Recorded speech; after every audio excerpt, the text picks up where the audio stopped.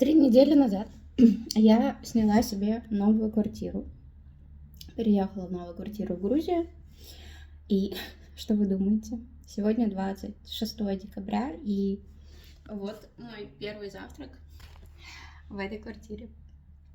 Потому что в этот же день, когда я нашла эту квартиру, я познакомилась с парнем.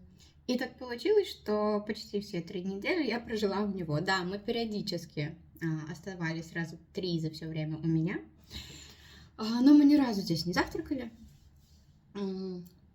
И большую часть времени я действительно проводила у него дома. И вот сейчас, 3 недели с лишним спустя, я сижу, пью кофе, и я понимаю, что я только сейчас действительно осознаю, что у меня новая квартира. Это очень странное чувство. Зачем вообще я ее сняла? Непонятно.